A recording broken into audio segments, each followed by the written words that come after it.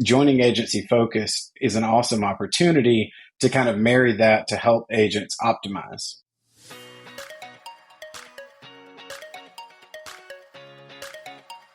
Welcome to the Insurance Refocused podcast, where we're highlighting real agent stories and how they are innovating to respond to the changes and challenges happening in the independent insurance industry. My name's Lindsay, and I can't wait to introduce you to my amazing co-host, who just so happens to be my mom, Carey Wallace. Mom, how you doing today? I'm having a good day, Lindsay. How's your day going? It's going good. I'm super pumped for this podcast. We've got a return guest, which does not normally happen in our world.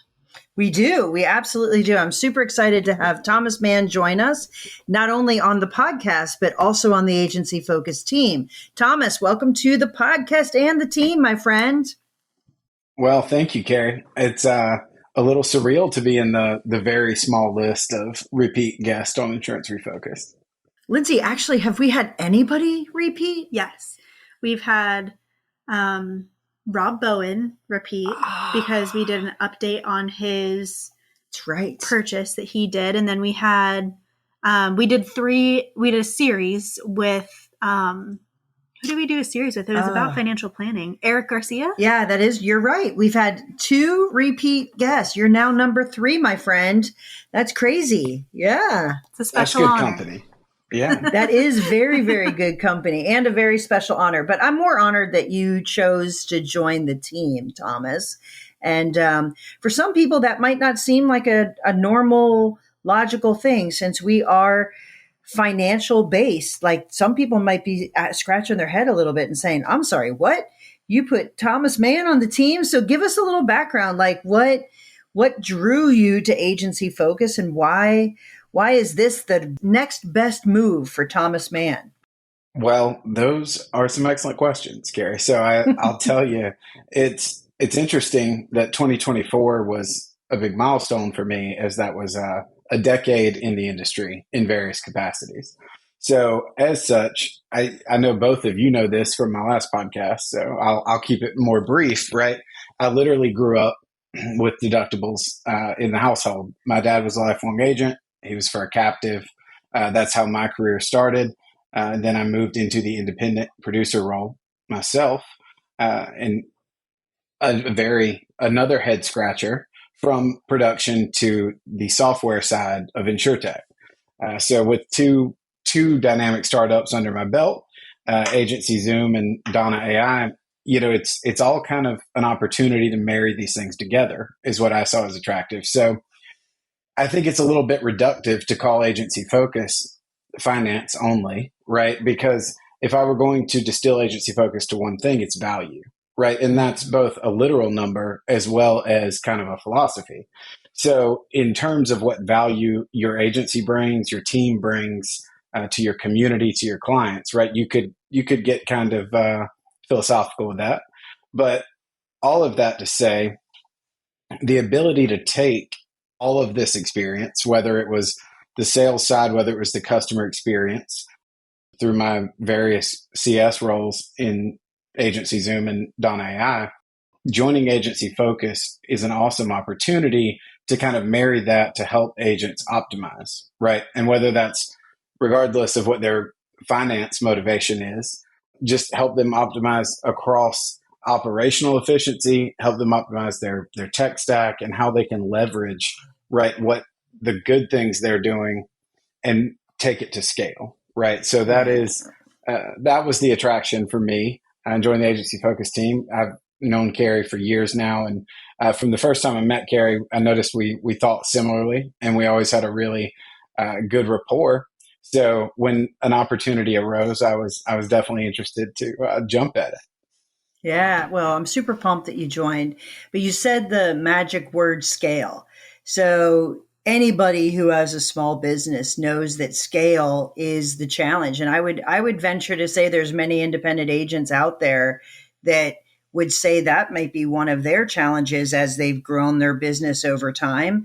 And getting to the next level requires that you create capacity. And that could be capacity because you use technology. It could be capacity because you change the way you do things. But for us, we've grown really quick and we definitely need scale. So there's some infrastructure work that needs addressed in agency focus, not unlike what agents are facing. So let's talk a little bit about what's the first 90-day tackle look like as we focus on scale inside agency focus. Well, actually, Carrie, I think you kind of nail on the head right there. A lot of where agency focus is in its progression and maturation as a business, right, is very similar to what a lot of our clients face, and a lot of the same customers I work with in these various insurtechs, right? It's a similar stage, and so uh, you've had a great back end from the start, right? But then the client load exploded exponentially, right? And that's been awesome for the growth of the business.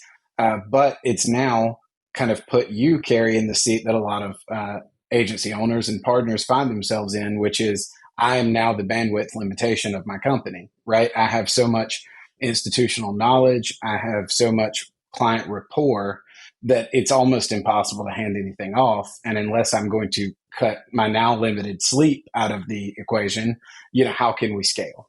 And so to take that, it really is a parallel track.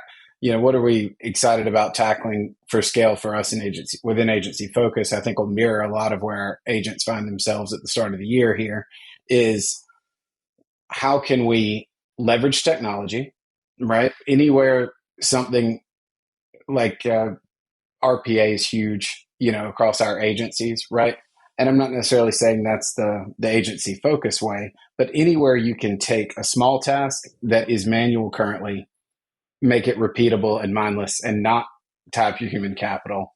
That's something I'm excited to, build here, leverage that automation. That's something from my time at Agency Zoom, seeing the power, of automation firsthand across literally thousands of clients across our user base was awesome. Yep. And really tailor that all back to what my focus was at both Donna and Agency Zoom, which is client experience. So how can we improve this infrastructure? How can we take our processes and make them this much better in order to deliver a holistically more structured, more streamlined, and more customer-focused experience for our clients, the same way they're trying to do the same thing in the P&C market? Yeah, no doubt, no doubt. Well, I think that I'm super pumped because it's an area that I don't have a lot of experience in. Like I love surrounding myself with super smart people, and I think most business owners love surrounding themselves with people with the skill set that doesn't look and feel exactly like theirs. So super, super excited to have you on the team. The other thing is it's an exciting time in our industry. I believe it's an exciting time, especially for what we do. I know there's a hard market. I understand that. But for many agents, this is the high. Like this is in their career, this is the high of the market in M&A. And they're asking themselves, are we at the high or is it going to continue to grow? Right. So let's not forget, it's kind of a unique time to join and actually be a part of helping agents shape their future and position themselves well for the future, right? Oh, absolutely. Yeah. That was, the way, Carrie, things have shaped up with the hard market. I mean, for the last 2+ years, right, in leading customer success at Donna AI, the challenges that they're looking to that platform to solve really aren't that different, in terms of retention, in terms of how can we focus inward on our book of business, right? Where are there opportunities to mine our own customers and not have that new customer acquisition cost when it's easier to sell to someone, right? Underwriting's easier when there's an existing relationship. So seeing that, I think that's something that aligns really well because we've literally been using, a singular platform and interconnectivity there to try and help agencies solve these client challenges. But the hard market, the staffing situation, that's something I know you guys have heard a lot in your work. That's something we've heard a lot because they're almost looking for someone to kind of own a process, whether that's their tech process with the Donna platform, whether that's their holistic, automation strategy, something like that. And it's hard to just keep good AMs, and, where we've seen so much consolidation with M&A, it's definitely not a dull time to be in the insurance game, for sure. So one of the things I wanted to chat about in this episode is the agency focus team actually put together a 2025 predictions, whole little predictions of things that are going to happen based on the data that they're seeing in the industry. So I wanted to spend this time, since it is early January, going through which one stands out to each of us as, something that agencies should be paying attention to, something that we think maybe they're not paying attention to and they should, things like that. So Carey, Mom, why don't you kick it off with which one you think is stands out the most to you? Yeah, I don't know about stand out, but I will tell you that I'm hearing it more and more, especially as we approach the year end. One of the calls I had just before we started recording this podcast was an agency owner that called me and basically said, "Hey, listen," and it's a common thing. I just found out that I lost 2 members of my team that were poached by another agency.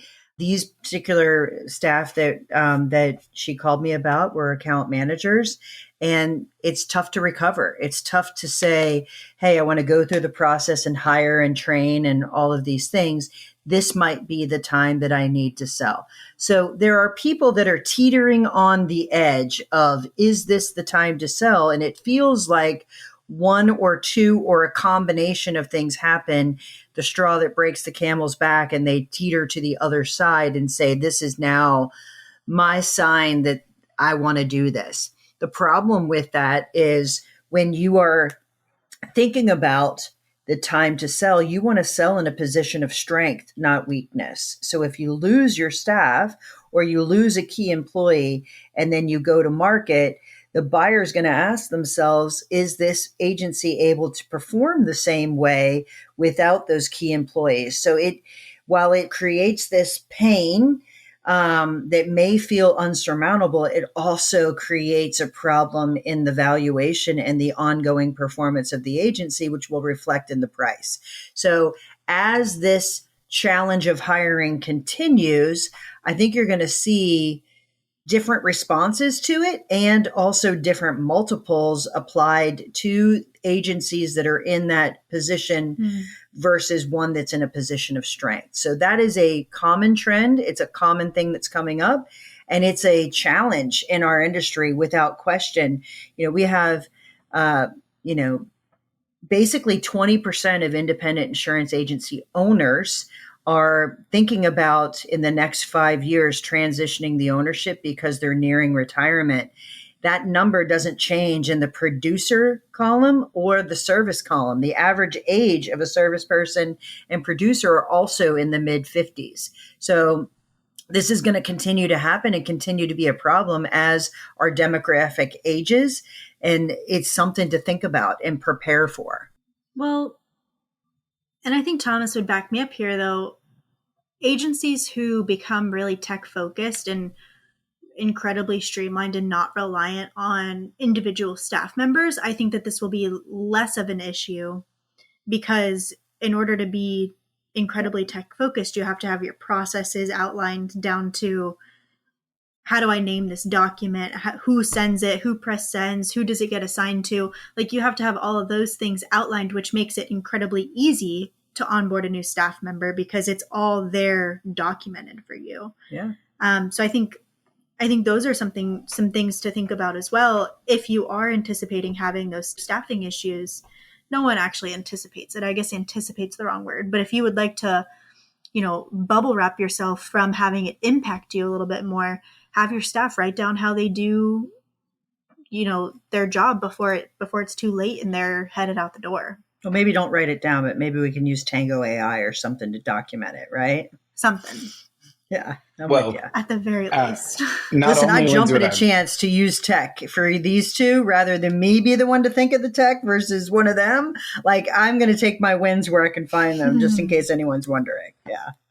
gold star for you there, Carrie. And not only, Lindsay, will I back you up, there's no reactions on this platform where I can give you the celebration pop, but I will say um, the agencies who have not, it's really jarring to me as an outside entity who's worked with so many agencies, how few of these processes are codified. And one of the main things that you can do to de-risk your business, and this is regardless of where you are in your kind of agency life cycle stage, right? Whether you're already looking at, you have a perpetuation plan in place, you're ready to sell, acquire, whatever the case may be. There, there are so many processes tied to a key employee, tied to the most tenured commercial account manager, and so I would really love, Carrie, your perspective on someone who is. I'll go ahead and say it, even if you wouldn't. The valuation lady. Um, how do you tie the value of a business, and how do you kind of grade an agency in evaluation in terms of, are your processes codified? Does anyone other than you who is going to be making this exit really know the secret sauce of X agency? Yeah, I think having those processes nailed down creates less risk that the agency will have an interruption in performance and service to clients at any given moment if one of those people isn't available for work. So it absolutely strengthens the agency. It also allows them to onboard easier when you have things documented. It's much easier to train when you've got something in place versus we have absolutely nothing. We're going to figure this out. So it allows you to spin up much more quickly.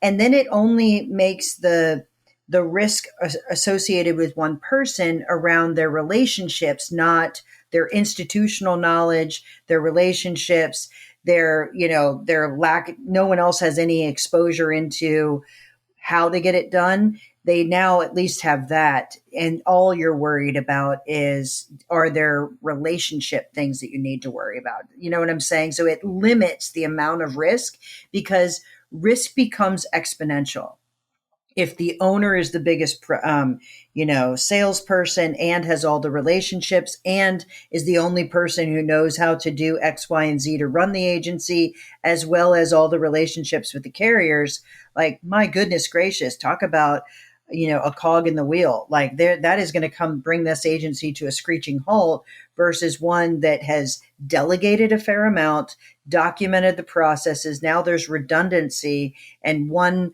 loss, while it's painful, is not detrimental to the overall agency. Yeah. Yeah, I think that's a very good point. And Lindsay, you also mentioned in your point around technology, especially smaller independent agencies, right?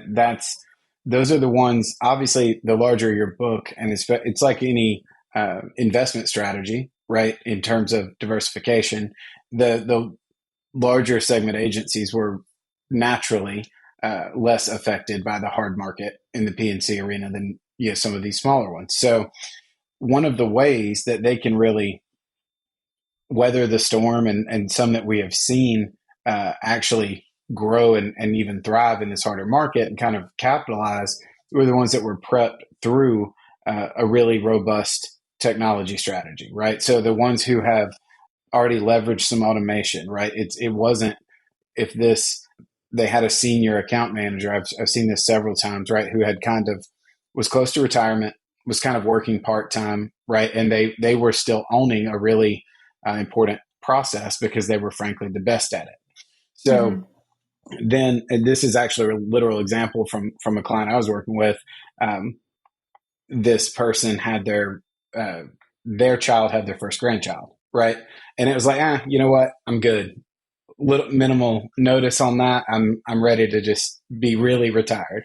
So as such, this agent was kind of scrambling, and what we did there was actually utilize, without getting too techie, a process from the Donna platform, which gives you client analytics, right, to replicate a kind of risk assessment that employee was doing just using that institutional knowledge.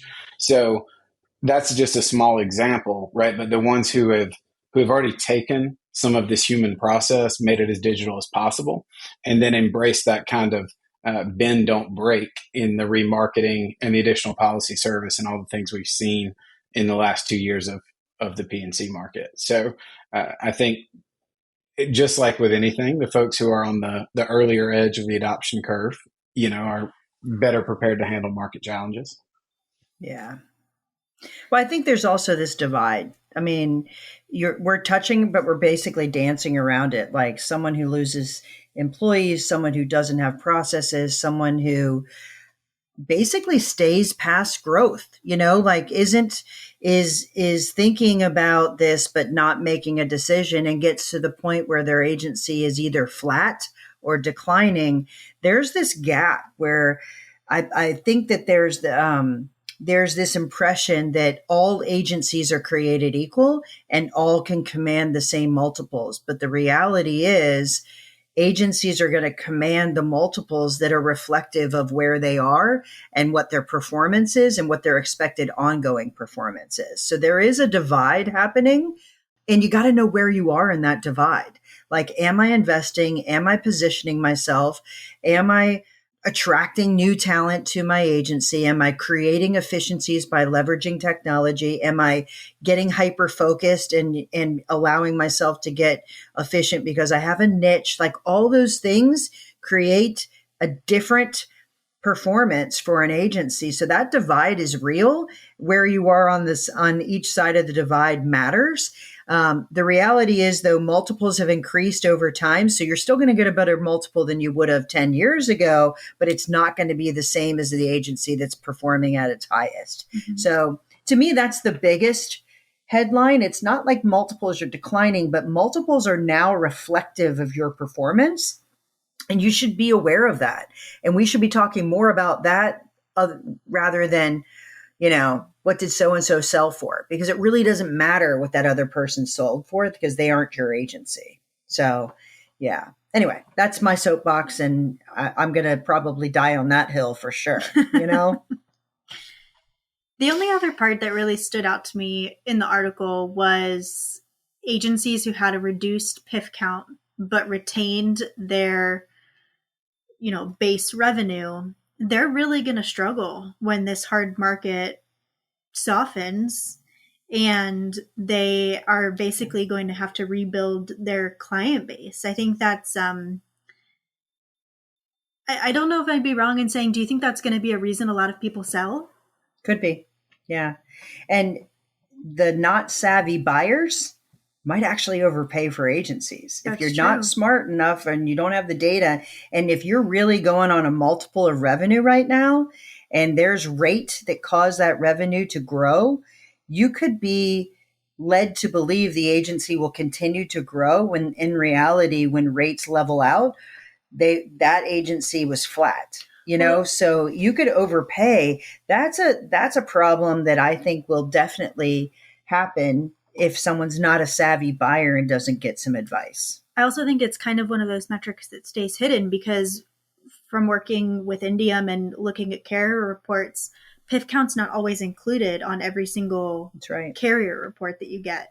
So that's easily one where, sure, the revenue was growing for the last 2-3 years, but their PIF count was shrinking. And as soon as the hard market softens a little bit, all their carrier contracts are going to get pulled no matter what. So I don't know about all, but some may. Absolutely. Some of them. We definitely have carriers starting to pull contracts based on PIF count. Sure. So the carriers see it coming. It's just, does the regular agency also see it coming? Yeah. Well, I can tell you this. We had a lot of fun doing the predictions. It's fun to look into a crystal ball and say, hey, how do we think the overall market's going to do? We've done it a couple times. We did it as a team. We did it with Mike and Mike from Westfield Bank, which was super fun. The good news, this is all recorded. So at the end of the year, we can say, like, did multiples remain high, and were they different for the two that happened? Will hiring and retaining talent actually have an impact on the number of people that thinks that it's this time? Will multiples decline for those that actually didn't maintain the PIF count, and what impact does that have on the number of people that are selling? I think it's super, super interesting. I will also just say I'm pretty happy I get to surround myself with people that want to contemplate these things and actually spend time, trying to help agents solve and maximize all their maximize the value of their agency, but also maximize their opportunities on what they can do to provide for their clients, their staff, and their family. So it was a really fun time going through that article together. I mean, that's my personal opinion. I absolutely agree. I mean, it was differing perspectives as well, right, from the background of the team. I think one of the things, Lizzie, you made a good point that I actually want to kind of pull the thread a little bit. The folks who have seen the revenue stable, right, PIF count declining, they may or may not know that. The market will soften to some degree again, right? And when they're going to have to be really honest about the stage they're personally at that point, because if they have had customers walking out the back door and they weren't keenly aware of that because of their lack of data analytics or data audit, right? Do they want to, frankly, work that hard to outsell what dropped, right? To retain that position of strength. And if the answer is no, does that mean you're going to market from a less than ideal position? So I think if anyone hears this and isn't sure, this is one plug I can give from a crystal ball is we have seen this so many times on the InsurTech side. Retention is probably the most difficult metric to standardize, right, and calculate across agencies. Because if you ask 10 agency owners, hey, what's your retention and how did you calculate it? You'll probably get 10 different answers. So I think PIF is my true north. I mean, it's the closest you can get to the most objective, I think. So if you aren't tracking retention by PIF, I would, look at that from a historical standpoint. And that's definitely going to be a major waypoint from which position are you going to end up in. Agreed. Totally. Well, Thomas, super excited for you that you're joining the Agency Focused team. Congratulations. Love seeing Thank you, Lindsay. Super excited to be here. Of the team. And I think this episode was really fun. Anybody have any wrap up thoughts? I don't know. I don't have any wrap up thoughts other than I'm super excited to have you on the team. I'm excited to have your brain on our scale and our growth and thinking about how we can help agencies together and agency focus without question. So I'm confident we'll have the whole team on a podcast at some point talking about the things that we're wrestling and sharing some of the agent stories that we have together. And maybe this is like a trend forward that we'll continue to do. Yeah.